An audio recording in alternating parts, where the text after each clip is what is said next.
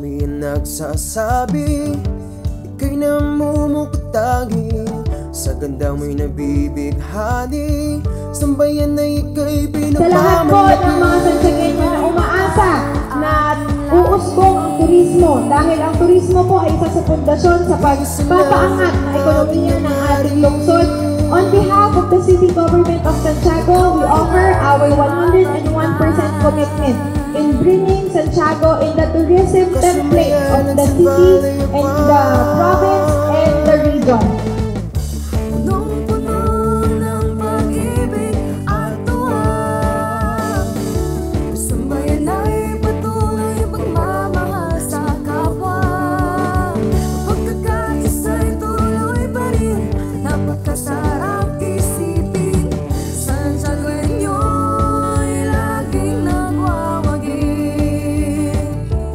Ganda mong hindi pahuli, ika'y hindi pagpapalik, ikaw laging aking inaawi.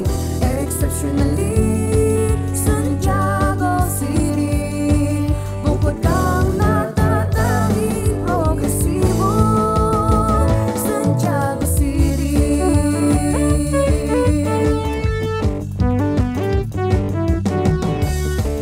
Sa Santiago, talaga naman po ang turismo ay tuloy-tuloy po dito sa inyong lungsod.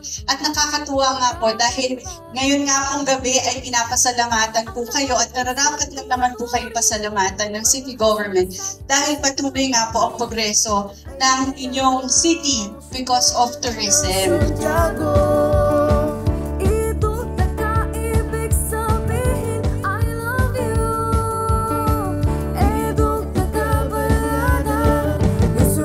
Mahal mo siyang sobra, ano kaya lahat ng Santiagueño? Nung puno ng pag-ibig at tuwa,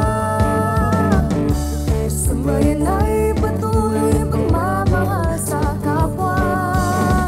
Pagkakaisa'y tuloy pa rin, napakasarap isipin, Santiagueño.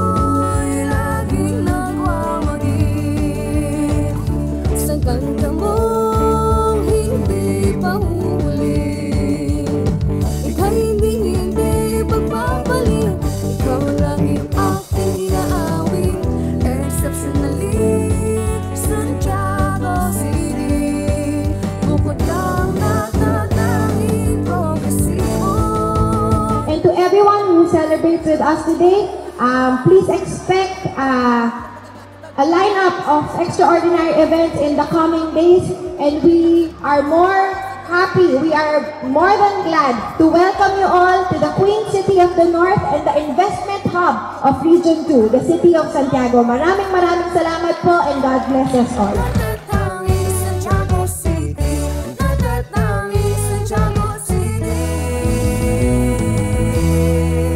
Lagi pong sinasabi ng ating mahal na punong lungsod, the city doesn't have much natural resources.